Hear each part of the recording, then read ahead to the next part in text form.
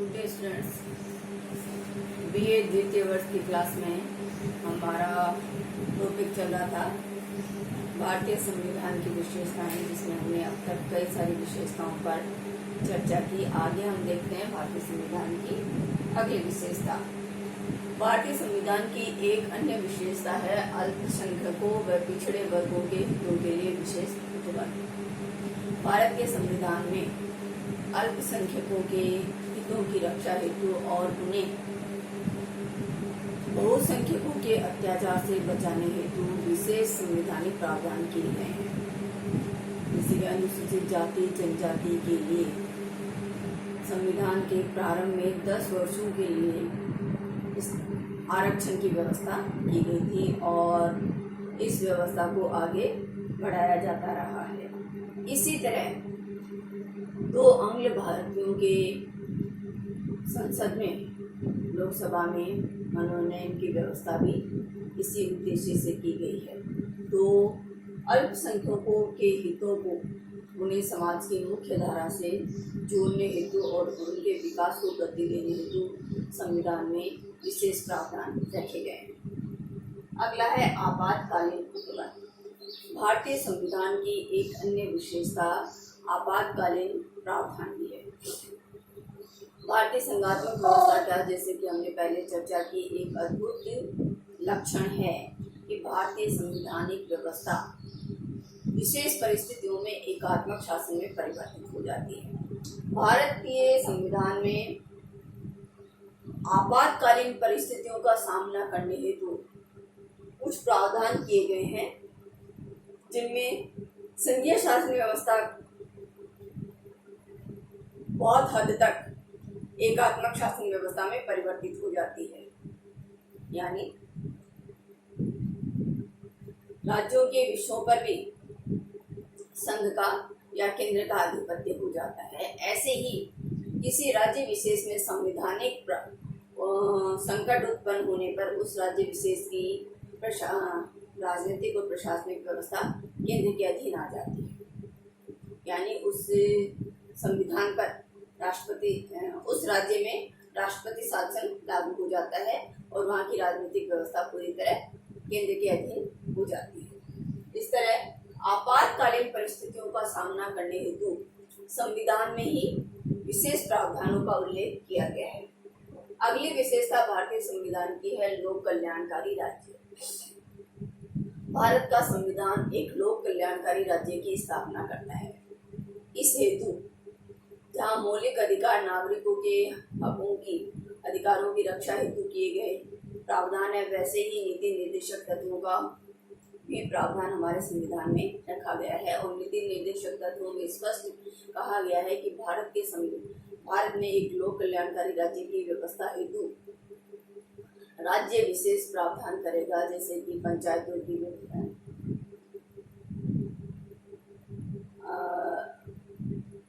सभी नागरिकों के साथ सामाजिक, आर्थिक और राजनीतिक दृष्टि से कोई भेदभाव नहीं किया जाएगा। लिंग, जाति, वर्ण आदि के आधार पर किसी तरह का कोई भेदभाव नहीं होगा। सभी नागरिकों के हितों का समान संरक्षण होगा और राज्य विशेष व्यवस्था करेगा कि उत्पादन के सभी साधन समाज के हित में उनका उपयोग हो, किसी व्यक्ति या समुदाय विशेष के हाथ में उत्पादन के साधन ना चले जाएं। और राज्य नागरिकों के उन्नयन और उत्थान हेतु विशेष प्रावधान करेगा। और इसी संदर्भ में हम पंचायती राज व्यवस्था को भी देख सकते हैं, महिलाओं के हितों के संरक्षण को भी देख सकते हैं। अगली विशेषता है राजभाषा हिंदी। भारतीय संविधान में भारत के लिए राष्ट्रभाषा हिंदी को स्थान दिया गया है। ऐसी हिंदी जो देवनागरी लिपि में लिखी जाती है वह भारत की राष्ट्रीय भाषा होगी, लेकिन इसके साथ साथ अंग्रेजी में व्यवस्था के संचालन की भी व्यवस्था की गई है। यानी अंग्रेजी में भी कार्य करने की व्यवस्था की गई है, ताकि ये कुछ समय विशेष के लिए की गई थी। जिन राज्यों में हिंदी का प्रचार प्रसार ज्यादा नहीं है, वहाँ सहूलियत के लिए अंग्रेजी को भी राजकाज की भाषा के रूप में प्रयोग किया जाता है, लेकिन राष्ट्रभाषा हमारी देवनागरी लिपि में लिखी जाने वाली हिंदी को बनाया गया है। भारतीय संविधान की एक खास विशेषता है कि भारतीय संविधान विश्व शांति का समर्थक है। भारत के प्राचीन दार्शनिक आधार को भी देखते हुए हम देखते हैं कि भारत हमेशा ही विश्व शांति का समर्थक राष्ट्र रहा है और नीति निर्देशक तत्वों में भी ये स्पष्ट उल्लेख है कि भारत विश्व शांति को बनाए रखने, उसे प्रोत्साहित करने और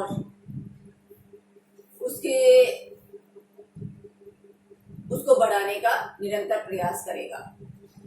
और भारत में की प्रशासनिक और राजनीतिक व्यवस्था में हम देखते हैं कि भारत ने विश्व शांति को बढ़ाने में हमेशा ही अपना सर्वोत्तम योगदान दिया है और इसी के संदर्भ में हम देख सकते हैं भारत की गुटनिरपेक्षता की नीति, जिसने विश्व की शीतकालीन व्यवस्था को संतुलित करने में एक अहम भूमिका निभाई।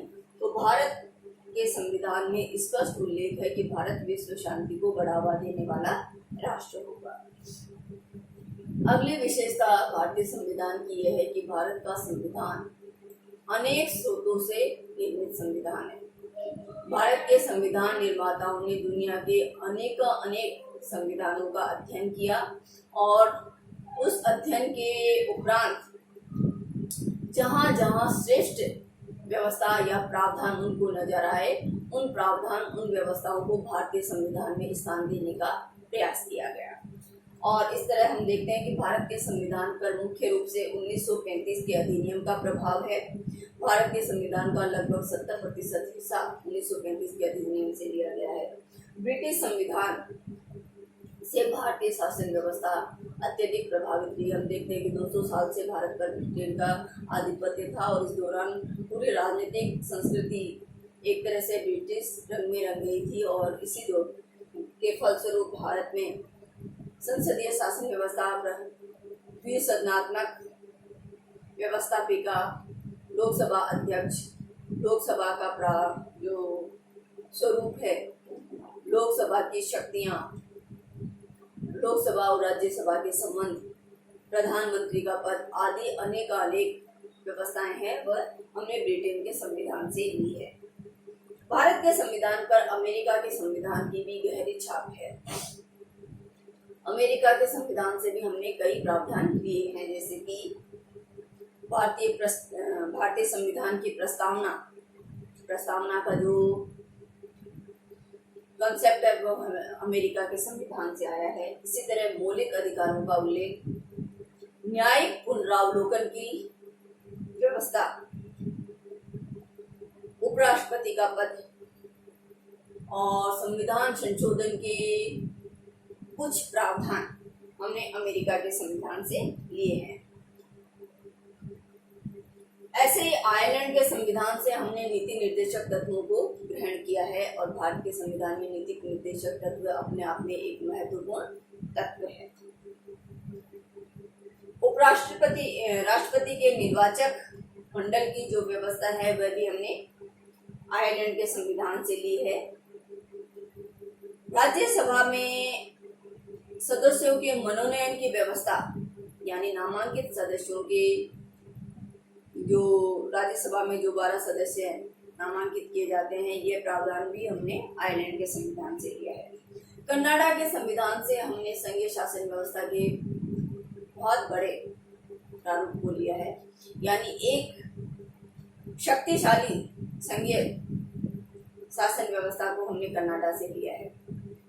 और इसी कनाडा का अनुसरण करते ही हमने अपने संविधान में संघीय कहीं भी फेडरलिज्म या फेडरेशन का शब्द का उपयोग नहीं किया है, बल्कि हमारे संविधान में संघीय शासन व्यवस्था के लिए यूनियन ऑफ स्टेट्स शब्द का प्रयोग किया गया है। ये यूनियन ऑफ स्टेट्स शब्द हमने कनाडा के संविधान से ही लिया है। कनाडा के संविधान से हमने अवशिष्ट शक्तियां, केंद्र और राज्यों की शक्तियों के वितरण के उपरांत जो भी अवशिष्ट शक्तियां हैं वह कनाडा का अनुसरण करते हुए हमने संघ शासन केंद्रीय सरकार के अधीन रखी। इसी तरह ऑस्ट्रेलिया के संविधान से हमने संविधान की प्रस्तावना के जो भाव हैं वह ग्रहण किए हैं। समवर्ती सूची का प्रावधान भी हमने ऑस्ट्रेलिया के संविधान से लिया है। दक्षिण अफ्रीका के संविधान से हमने संविधान संशोधन की प्रक्रिया को अपनाया है। ऐसे हम देखते हैं कि भारत के संविधान में विश्व के सभी संविधानों के श्रेष्ठतम प्रावधानों को, व्यवस्थाओं को अपनाकर भारत के संविधान को एक आदर्श संविधान का रूप देने का प्रयास किया है। और ये हमारी संविधान की विशेषताएं, भारतीय संविधान की विशेषताएं पूरी होती हैं।